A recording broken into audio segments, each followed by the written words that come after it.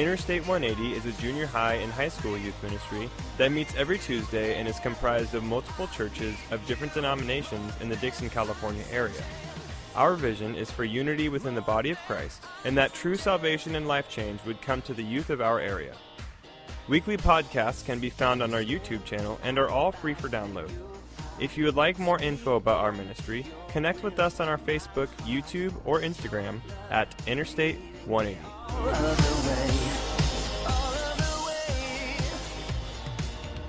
Turn in your Bibles to Exodus chapter 20. We are going to be continuing in our examination of the Ten Commandments. And so for tonight, we're going to be looking at commandment number 4. Now, there has been this interesting thing in American culture where every so often a group of Americans will band together and will make a big, make it their cause to get the Ten Commandments put in a courthouse or in some sort of state office building or something like that, and they will petition their government officials that we want the Ten Commandments in there, and so there'll be this big ruckus about the Ten Commandments. It even got to become so popular that they parodied it, there it is, on Arrested Development. I remember they kind of made fun of that, but the big Ten Commandments outside the courthouse. But all those people seem to be gung-ho about the Ten Commandments. We need the Ten Commandments in the courthouses. That's God's rule of law. That's how we live our lives. But for whatever reason, when you get to that fourth commandment and you ask them, does that mean the fourth commandment? We're supposed to honor the Sabbath? No, what are you talking about? Honor the Sabbath? Why would you do that? Are you a legalist? Are you a moralist? You some kind of rule monger? Why would anyone want to honor the Sabbath day? That's for the Old Testament. Why is that? Why is it that it's the Ten Commandments? These are the 10 that God gave to Moses. They were the standard rule of law for the Israelites, and they carried through the Old Testament, and they're God's moral standard for us today, except for the fourth commandment. Why do we go crazy about that? How many of you guys know who Eric Liddell is? Or was, I guess. He was a Scottish track and field athlete in the 1920s. And he was kind of the Usain Bolt of his day, because he was a sprinter. He was a noted 100-meter runner. And in the 1924 Olympics, he was the hands-down favorite to win the 100 meters. And he was sort of the pride of the British Empire. And he was going to represent his country in the Olympics. And but the time trials were on Sunday. And so because of that, and because of his conviction about the significance of the Sabbath, he refused to run. And so if he didn't qualify in a qualifying heat, then he wasn't going to get to run for the United Kingdom in the Olympics. And so the British government even attempted to kind of strong-arm him into it, trying to get him to violate his convictions, but he said, no way, I'm not going to do it. And so at the end of the day, he didn't. He didn't run in the 100 meters dash, and the only option for him, the only sprint, was a race he'd never run. The only sprint that the heats were held on a day other than Sunday was the 400 meter. And so he trained and trained for it, but not only were his times not good enough to compete at an international level, his times weren't even coming close to sort of British records.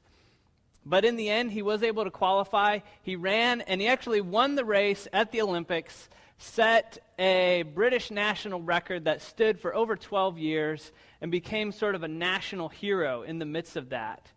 And so he became sort of an icon in Christianity for someone who was willing to stand for the Sabbath, and that was a day set aside for the Lord. But the question is was Eric Liddell's conviction misplaced? Was he wrong to refuse to compete on Sunday? Or was he just a legalistic prude who had this rule and he was going to stick by it no matter what? Or is it we who are wrong? Is it we who are self-serving? Is it we who are wrong to refuse to compete on Sunday? Are we brushing off what God has called holy so that we can pursue worldly pleasures? Hopefully, we'll be able to answer that tonight. Now, I have to confess, this is going to be a little bit like a lecture, because in order to make the case for why the Sabbath, you kind of have to get into what the Scripture teaches about it. I preached a similar message at my church about a year ago, and I had 8 pages of notes, which I thought was flying through the material. I've condensed that down to 5. So if I don't say something or I don't cover something, it's probably because I had to cut it out. But let me go through sort of what are the current views regarding the Sabbath, sort of the spectrum of what people believe. The first one I call the Lord's Day view, and that basically says Sunday is an appropriate day for the gathering of the Christian community, but it's not a holy day. It's just a good day. It's the best day for the church to gather together. The next view is one that was held by the reformer John Calvin. He basically said that the Sabbath is a day for worship, that rest from work is for the purpose of freeing us up for worship. There's no specific day that you have to do it, but it needs to be regular and it needs to be frequent. The third view is one that is expressed in the canons of the Synod of Dort, which I know you guys all read very carefully every night before you go to bed. But in those decrees, they said that Sunday is the Christian holy day. All work and recreation must be set aside. However, one is permitted to do work if it is out of necessity or out of love. So that would basically mean I could have helped you change your tire on Sunday, Isaiah, because that was a necessity. And you could have still mopped the church bathroom up on Sunday, because that's a necessity too. But anything beyond that, you're pushing it. There's another view that views Sunday, they call it the day of worship. Sabbath is a weekly Lord's Day, and we should cease from work to facilitate worship. A lot of these are very similar. There's some differences. So this is where this view differs from Calvin, in that they said we may work so long as it does not impede worship on this day. So the day of worship. You can work on the Sabbath day as long as it doesn't keep you from worshiping on that day. The next one is the day of rest. Sabbath is a day of rest. We are required to rest, but not required to worship. No commercial recreation is appropriate on this day because it requires other people to work. And then the last one, and probably the most strict, is the one that is expressed in the Westminster Standards. The Old Testament Sabbath commanded is perpetually binding, with the exception being the day of the week. The Sabbath is now the first day of the week. We are to rest from our own works and thoughts about worldly employment and recreation and be occupied in private and public exercises of worship. And then the last view, which is the view of most American teenagers today, and that is, whatever, dude. I don't care about Sabbath. So where do we fall? Do we fall on any of those? Do we fall somewhere in between one or two of those? What does the Bible say about the Sabbath? That's really what we have to ask. So we've got to go to the Old Testament. So we're going through the 10 Commandments. So let's first look at this commandment. Exodus chapter 20. Interestingly enough, it's one of the, if not the longest, of the 10 Commandments. And I didn't bother to turn there, so you have to wait for me to get there. Exodus 20, verse 8. Remember the Sabbath day to keep it holy. 6 days you shall labor and do all your work. But the seventh day is a Sabbath to the Lord your God. On it you shall not do any work, you or your son or your daughter or your male servant or your female servant or your livestock or the sojourner who is within your gates. For in 6 days the Lord made heaven and earth, the sea and all that is in them, and rested the seventh day. Therefore the Lord blessed the Sabbath and made it holy. I think it's helpful to look at that command and all those verses there when we think about the Sabbath, because I think many of us, our first instinct, I know for me, for many years growing up, my first instinct was that honoring the Sabbath means going to church on Sunday. That's what that means. That's what Sunday's for. And if you don't do that, then you're not honoring the Sabbath day and you haven't made it a Lord's day.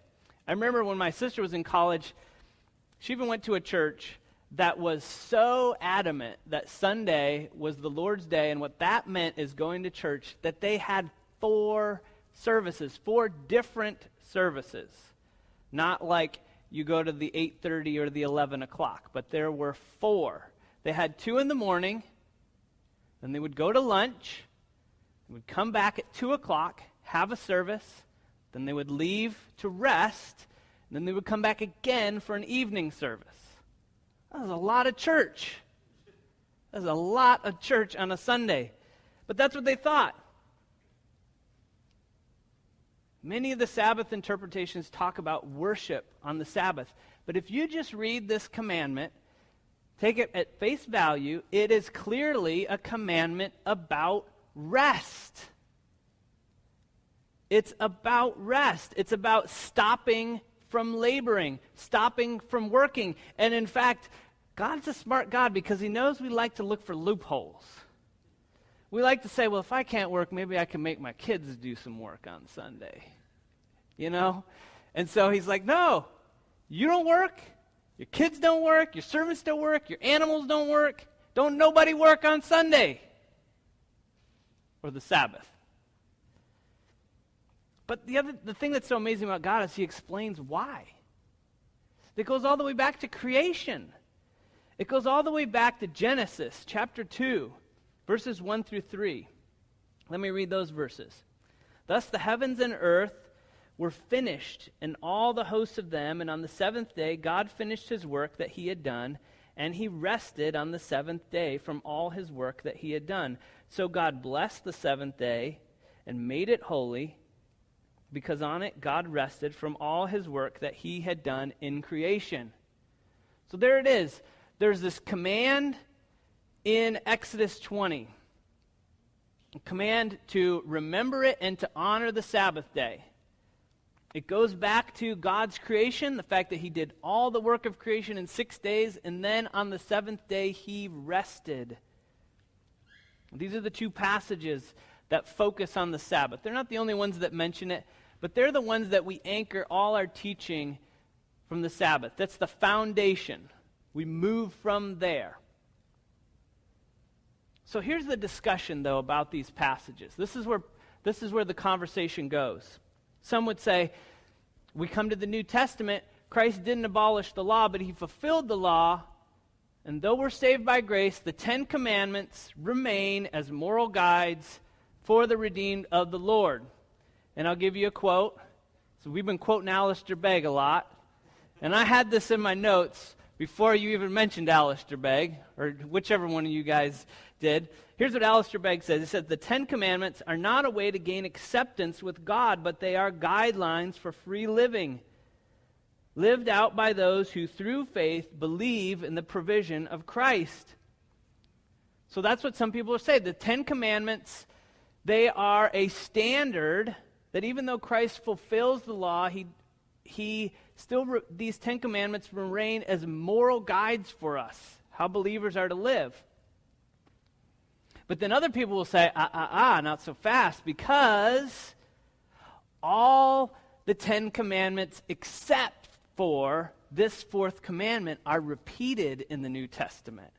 And the fact that it's not repeated in the New Testament means that it's no longer binding for the believer. But then people would be like, slow your roll, man, because check this out. The commandment isn't anchored in the fact that this was part of the law that Moses gave to, or that God gave to Moses on Mount Sinai. It is part of the created order. It goes all the way back to creation. So it doesn't matter that only 9 of them were repeated in the New Testament. We got to go all the way back to creation, and that's where the significance is. The Mosaic Law only directs our attention to it. And then people will be like, not so fast. Because look, check this out. When you go back to creation, that's not a command. That's just a statement of fact. Yeah, God created the world in 6 days, and on 7th day he rested. Done. What is it? People are going back and forth, and it's like, why is this so complicated? How do we figure out what we're supposed to do? At the very least, when we look at the Old Testament, we learn that the Sabbath day was to be a holy day of rest given to God's people. It's a gift that you don't have to work all 7 days of the week. When you go, and in fact, the first time the word Sabbath is mentioned, actually, we might not have even talked about it, but it's in Exodus 16, when they're in the wilderness, and the manna is being given to the people of God, and he tells them you don't have to collect manna on the 7th day because it is a Sabbath day, it is a holy day, it is a day of rest, so you don't have to work on that day. Its significance is directly tied to the fact that God rested on the 7th day after creating the universe. But we have the New Testament that does help clarify us on the Sabbath day. Jesus did some things on the Sabbath day. John chapter 4, verse 16 says that it was Jesus' custom to worship in the synagogue on the Sabbath. So we see that there is a sense in which he took part of the Sabbath and made it worship an aspect of it. We also find that on more than one occasion, John 5:16 being one of those, where Jesus healed on the Sabbath. And there's even times, which I think is great, when he healed on the Sabbath in the temple to really sort of mess people up. His disciples, you remember, picked and ate grain on the Sabbath, and his treatment of the Sabbath really served to just sort of get the Pharisees all worked up. They could not believe how he was doing stuff on the Sabbath. Mark chapter 2, verses 27 and 28, Jesus Christ gives us his sort of take on the Sabbath. 2 things we learn from this. And he said to them, "The Sabbath was made for man, not man for the Sabbath." That's the first thing. It goes back to this idea that the Sabbath is a gift from us. And so often when we think about honoring the Sabbath, it feels like we're losing something. You mean I don't get to do whatever I want on whatever day of the week I want to do it on? That's not right. That's not fair. That's not how it is. It's actually a gift that God has set aside a day for us to rest. The Sabbath is made for man.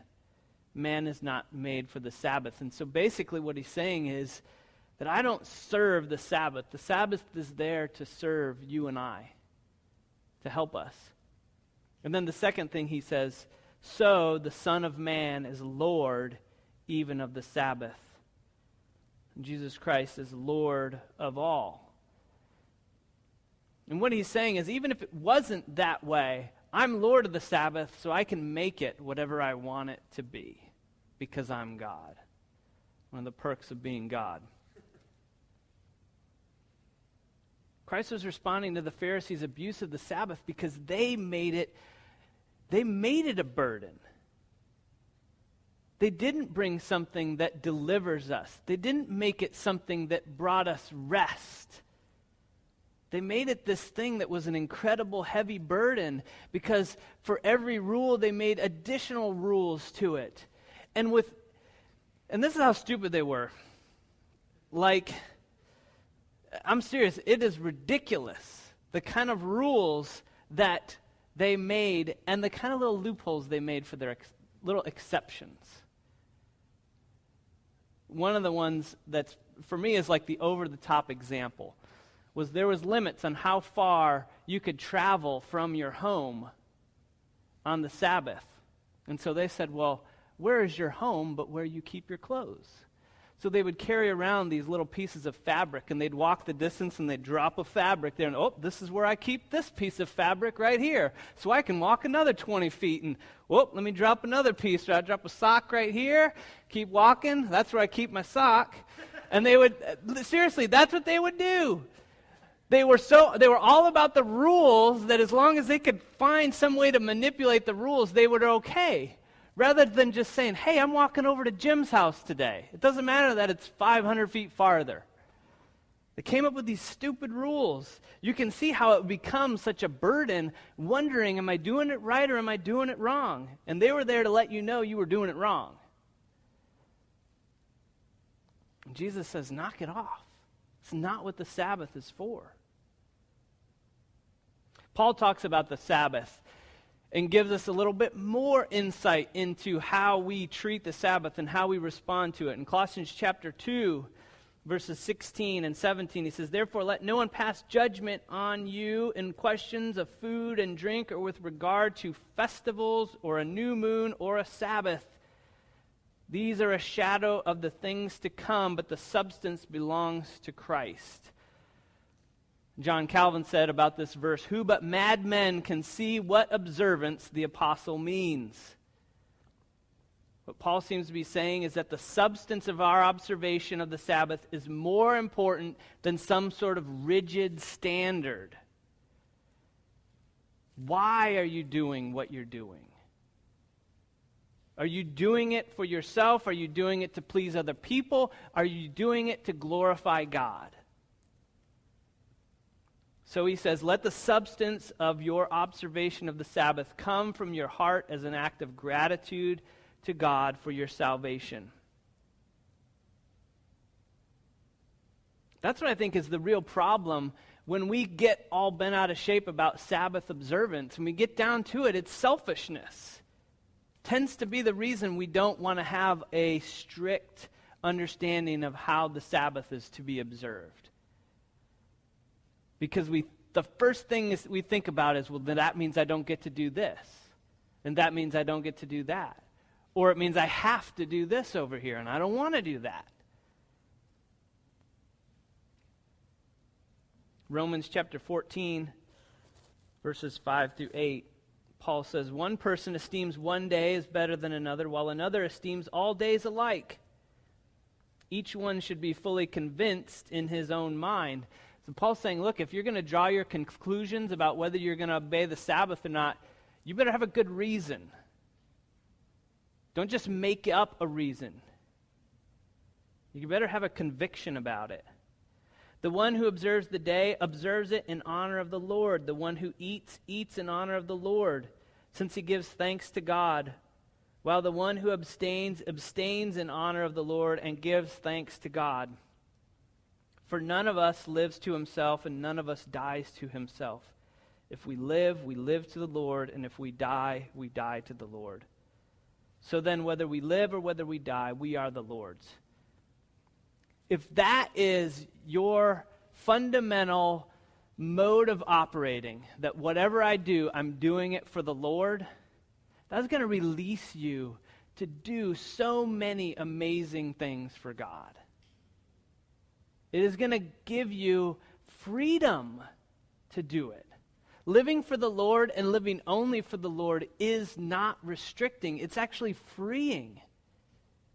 Because you don't have to worry about the outcomes. You let him take care of the outcomes.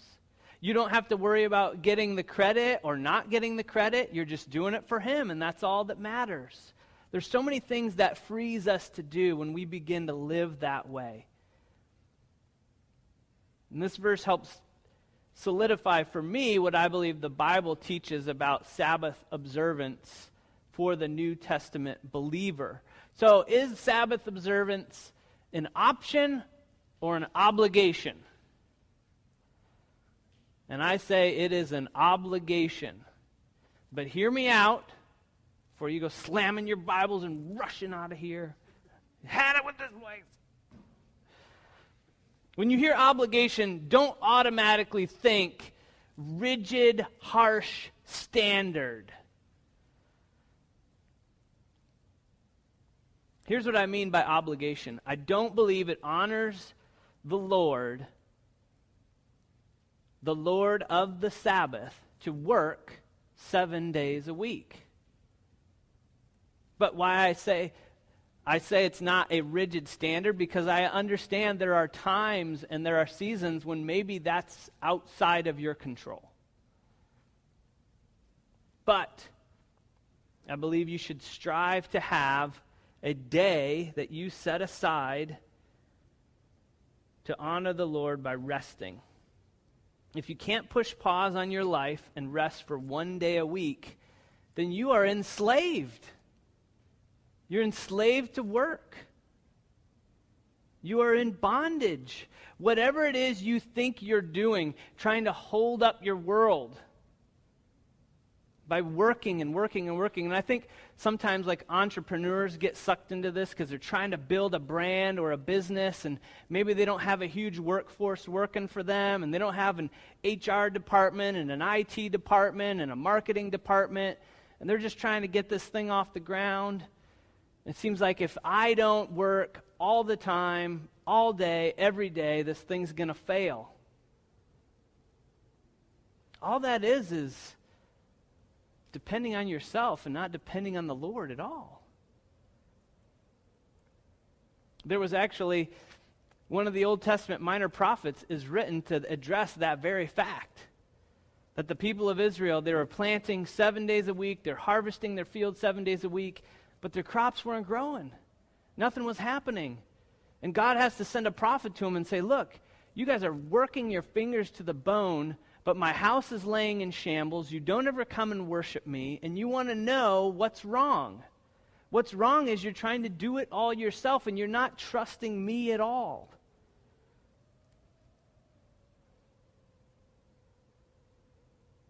Some of you may think, well, how am I going to get all my work done? We're going to talk about that in a bit. But I think for teens, the whole Sabbath thing tends to be rooted in procrastination, right? We don't do our work during the week, and when it comes to Sunday, we got to cram it all in because here comes Monday, right? I know none of you do it, but everybody else out there, everybody else is saving it all for Sunday at 10 o'clock at night, you know. And then we go blaming God, right? Well, I got to have this day. If I don't have Sunday, I'm screwed because I got a test on Monday and I got to turn my paper in.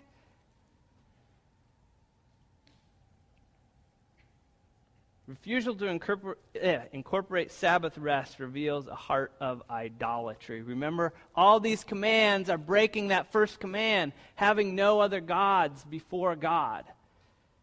You can't let go for 1 day and rest, make rest an act of worship, then you have created either an idol out of work or an idol out of entertainment or an idol out of just being able to do whatever you want. Sabbath is a day of rest, and in that day you display that you trust in the Lord with all your heart and lean not on your own understanding or your own ability or your own actions. So let me give you a couple tips. Here's my tips for how to observe the Sabbath. And then I'm going to have the pastors come up, and we're going to do a little kind of panel Q&A. And it's not going to be like stump the band and try and figure a way to get us to, come up with some hypocritical application of it or something like that. But it's a way for us to help you kind of think through it. And then at the end of that, we're all going to sort of brainstorm some practical ways that we can set ourselves up for success keeping the Sabbath. So, some tips for observing the Sabbath. 1, Sunday is not a holy day in the sense that it's not sanctified, it's not any better than any other day of the week. And if you want to know how it moved from being on Saturday to being on Sunday, you need to read Acts 20. Talks about it in there. It's not something that just grew out of church tradition. It's in the Bible. Okay? But, even though Sunday's not a holy day, I think you should, if at all possible, strive to make Sunday your weekly Sabbath because, and here are 4 reasons why Sunday should be your Sabbath, it allows you to easily incorporate corporate worship into your Sabbath rest. Because that's the day we usually do corporate worship on, right? Number 2, it allows you to rest with your fellow Christians. Because if you're all doing it on the same day, you can do it together. You absolutely should go to church on Sunday, if at all possible. It allows you to have a rhythm to your Sabbath rest if you do it on the same day every week, rather than trying to figure it out on the fly. When am I going to take my Sabbath rest? And I believe it makes it easier to keep the Sabbath if you pick one day and you make that day Sunday. I think resting on random days makes it harder to be consistent. And lastly, it allows you to foster unity in the way you observe the Sabbath. Not only unity within the people that are around us, but have you ever thought about being united with Christians throughout history? And that you're doing the things that they did in their culture and in their climate and in their place of living. And as I mentioned, this goes all the way back to the very beginnings of the church. In Acts chapter 20, when they start to gather together, not on Saturday, but on Sunday. And so we're going all the way back to people like Peter and Paul and the apostles and those very first Christians that came to faith at Pentecost. Those are the people that we are united with, and the people throughout history who do this at the same time. So, if you pick a day, you make it Sunday, I think you're setting yourself up for success. You have to plan and prepare, though, right? If you're not going to procrastinate and put your homework off till Sunday afternoon, that means you got to work during the week. Me too. I was the worst at that. And there's a great article that was actually written by Josh Garrell's wife about how to prepare to have a Sabbath, because you have to make things ahead of time and prepare yourself ahead of time. Just like the Israelites, when they're gathering manna, they had to gather double on the day before. Otherwise, they're going to be really hungry. So plan and prepare for Sabbath. It takes work to rest. You have to make sure that the work that needs to get done is done ahead of time. Make your Sabbath prayers focused on thanksgiving rather than asking for God. That makes, when you're celebrating God, when you're giving Him thanks, that is a way of sort of resting in Him and looking back at the blessings that He has poured out on you. Just like a practical thing, I think on Sabbath day, when you're trying to have a Sabbath rest, I think if all possible, you need to put the cell phone away and the video games and that kind of stuff that distract you. They're not bad things, but they can be something that we're not actually resting. You know, Matt was saying we're just vegging out. We're just checking out. So if at all possible, and I know that's a tall order, for me too. I mean, I am the chief of sinners when it comes to that sort of stuff. Don't make your Sabbath a day that you tackle the projects you can't get done the other 6 days of the week. That's not resting. And then lastly is enjoy your Sabbath rest with other believers. Make fellowship a part of your Sabbath rest. So yes, I think the Sabbath commandment, the fourth commandment, to remember the Sabbath day, keep it holy, is a command that applies to us today. It's a command about resting as an act of worship. And it should be done in a way that's regular and consistent. And I think Sunday is the best day. That's not the day it has to be, but I think that's the day that sets ourselves up for success. So, we're not going to do small groups, and we've got a good amount of time here. So I'm going to have our youth pastors come up. All right. So, anybody have a question for these esteemed colleagues of mine about the Sabbath day? How we do it, why do we do it? I'll try and repeat it if it's not loud. That way the podcast can hear it. For the YouTubers, she's asking if we're supposed to rest and relax on Sunday, does that mean we can do recreational activities on Sunday or the Sabbath day? Anybody want to take that one? Who's going to jump out? You can hit your tie in before I hit it.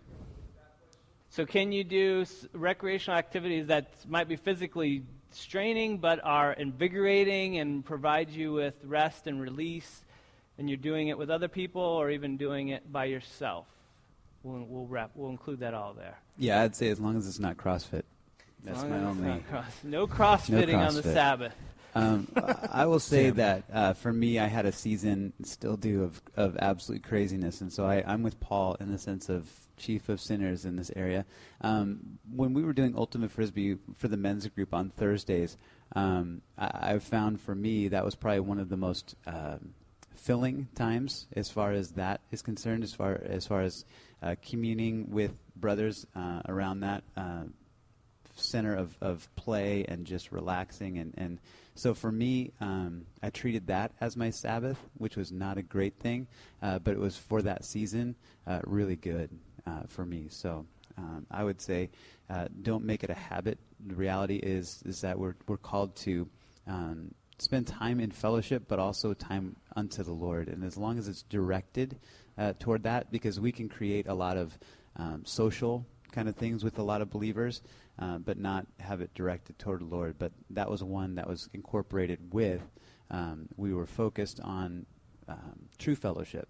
So not just hanging out, but it had a purpose. So I think that's kind of the important part too, is that it had a purpose.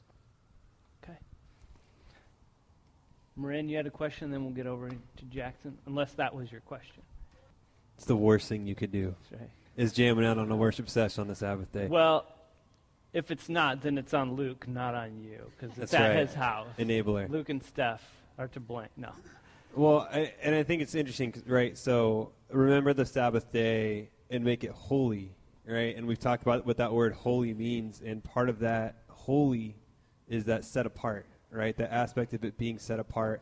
And so like what Paul was talking about, preparing, I think not only is that preparing a physical act, but it's a emotional and it's a spiritual act, right? If any of you guys have been on a mission trip with me, I'm really big on, prepare your heart, get ready, and I think it very well could be said, of the Sabbath.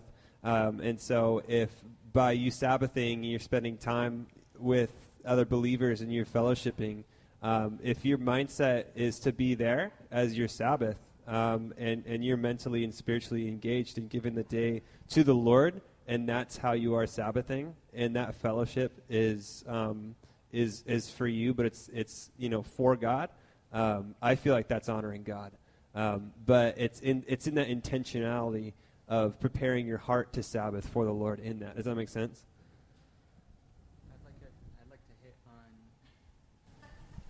I'd like to hit on Isaiah's kind of topic. For example, when he talked about going on hikes or doing something that's physically straining yet can be relaxing in the same way. I think that specifically with hiking, for me at least, if it's something that helps you feel closer to the Lord, like being out in nature and experiencing His creation, I think absolutely that's a form of Sabbathing, because ultimately kind of how Paul was talking about in the 7 different ideas of how the Sabbath is. All of them kind of pointed to the same thing, in that it should be worshiping God in some way. And if spending time out in nature or in His creation is worshipful for you, then that's perfectly Sabbathing. I would also consider, like for me, although I'm not able to do it often enough, I like to go to the gym, and when I do, I feel relaxed afterward and more calm and have more energy and stuff like that. So if I go to the gym on Sunday, afterwards I feel much more, I guess, at rest, and I can't think of the exact word. But anyway, so I consider spending some time at the gym by myself, listening to worship music, just kind of focusing, is part of Sabbath for me as well. But it's not a CrossFit gym. No, it's not CrossFit, so it's okay. Yeah. Jackson. I think if at all possible, it should be Sunday, but I don't believe that if that is not possible, but you are still having a Sabbath within that 7 days, that you are in sin. The reason why, the reason why in Acts 20, why they started worshiping they started gathering on the first day of the week instead of the last, was to celebrate the resurrection of Jesus Christ, and that became the Lord's Day. In many ways, it is modeling what the seventh day did with the creation order and God resting. The completed work of redemption happened when Jesus Christ rose from the dead, and so in essence, there's no more work for him to do, which is why Hebrews talks about him. He's the high priest who offered himself once for all, and then he sat down at the right hand of the Father. And so they're celebrating that and connecting that then with their rest. And what they did was they gathered together, just like Marin's talking about, and they broke bread together, and they prayed together, and they read the Word together. They might have gone on hikes together. They might have done things like that. I guarantee they didn't CrossFit. You can look, when you get to heaven, you'll see I'm right. They didn't CrossFit in the first century church. So does that kind of answer your question? Right. You keep it holy by observing it. The day itself does not impart any sort of sacramental grace to you. If you aren't made more holy. So. Well, that's what Romans 14 really hits, and I'm in line with where Paul is coming from.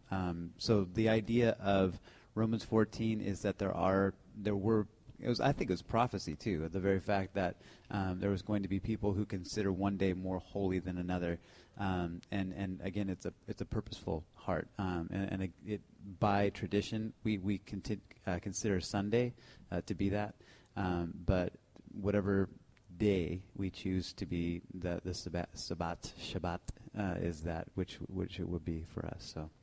Yeah, and I'll just say, and I'm kind of in this weird transition where I haven't officially dedicated a day specifically, but I'm kind of in the transition of making Friday my Sabbath. As I've gone back to school and I'm reorganizing my week and how I do stuff, I've dedicated Friday to be the day I do not do school, and I do school on every other day of the week. And I'm still behind in my reading, and so when Friday comes around, I'm like, shoot, I got 3 chapters in my textbook I got to read, and I'm like, but I'm not going to, because Friday is the day that I've dedicated not to do any of my work. So I'm kind of in the process of getting that around, and like what Paul was talking about, having fellowship on that day.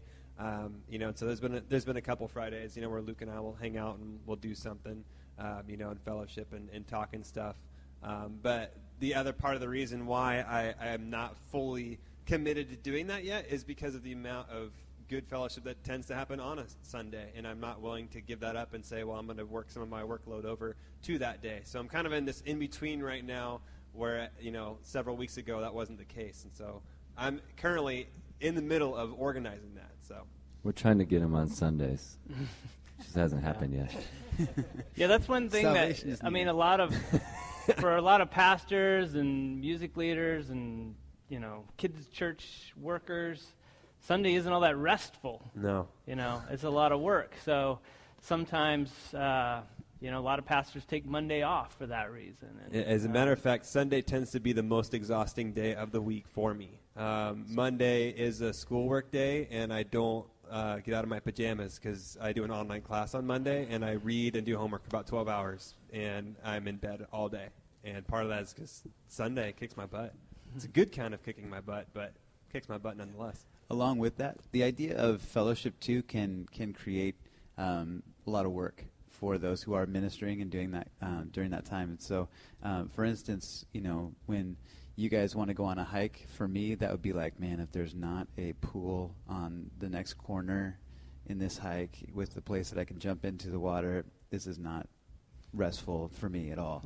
And that's really important for us, that we recognize that if we choose to hang out in those groups and we're not finding that rest because we're working, we need to set aside that time. And your heart, where your mind is, where your anxiety is. Again, the purpose of the Shabbat is for you to be filled, to set aside for the Lord. And if you are finding nothing but anxiety about it. Jesse's on this one. I'd say yes, absolutely. And part of that being because the idea of rest isn't just rest from work, but it's also being in God's rest. And so the day shouldn't just be dedicated to not working, but it should be dedicated to praising God in some form and worshiping Him in some form throughout the entire day.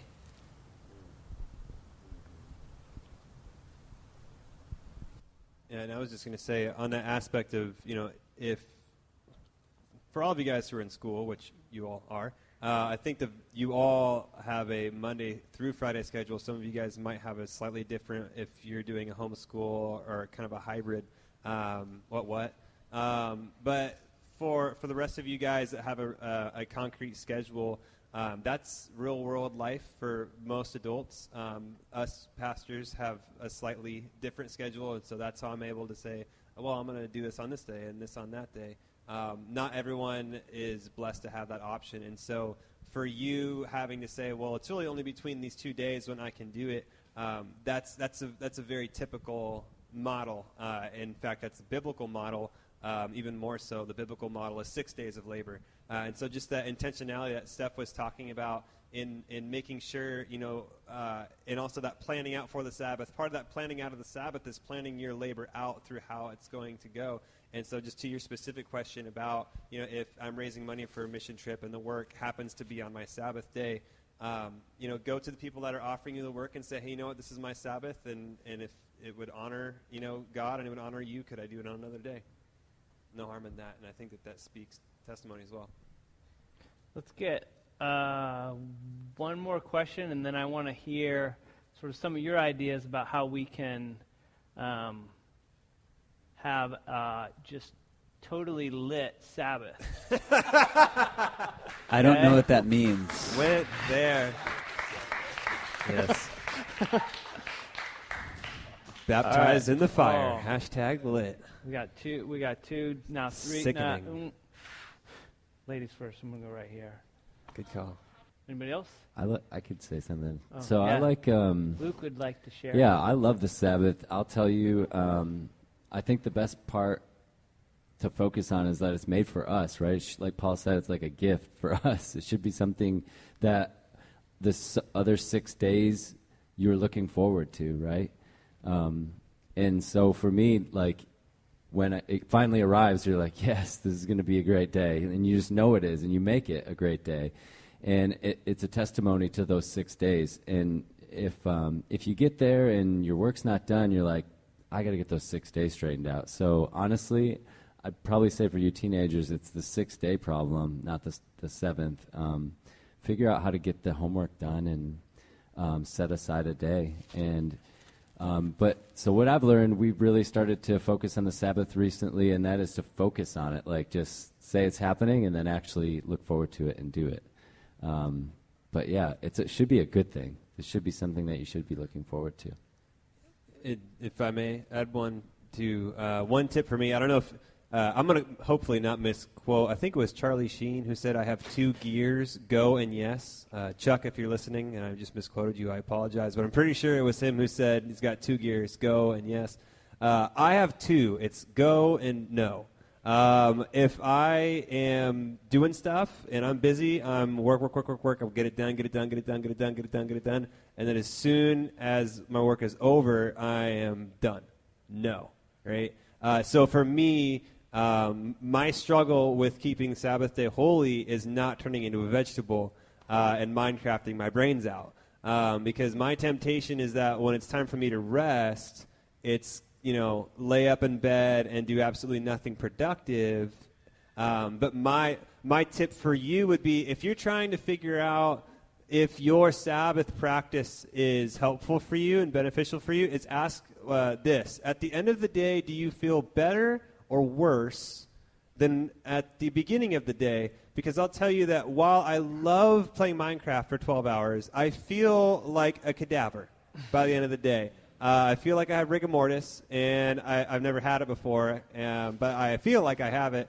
And so a healthy tip for you is if you feel worse by the end of your Sabbath practice, it's probably not a good Sabbath practice. For those of you guys out on the internet, on the the podcast interwebs, just missed something. That was repeat that was one. amazing. Yeah. Okay, I was going to say you guys just lost it, but Okay. you can repeat it. So Isaiah said, Isaiah Meyer, pastor's kid, so he's, PK, bring it on home. the right track. That you would prepare for a birthday or a special gift or a day away, a day in the city, and you'd get your homework done so that you could go on that. Think of the Sabbath in the same way, as a real gift, a gift from God, and you're going to prepare so that you can enjoy it to its fullest. That's really good. Anybody else? Anything up here? Closing words? Jesse? I just say, for me, what I do or what I try and do is I just don't plan anything for Sunday. And then, so kind of whatever happens is what happens. If I, after church, go hang out with some friends and we go out to lunch and then we go hang out at Luke's house or whatever, then that's what we do. And I'm resting and I'm fellowshipping with them. If, like what I did this last Sunday, was I went to Lake Berryessa and saw the glory hole with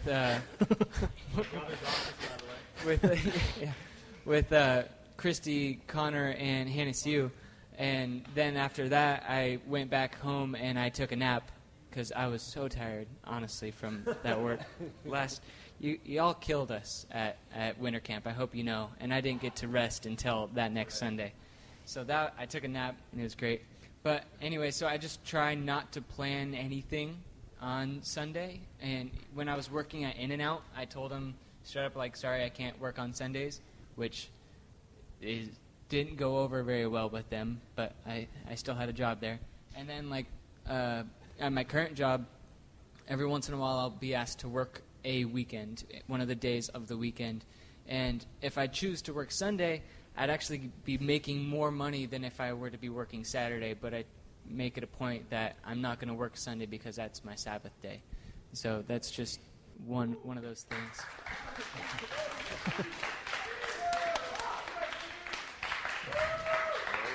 Hurry ho!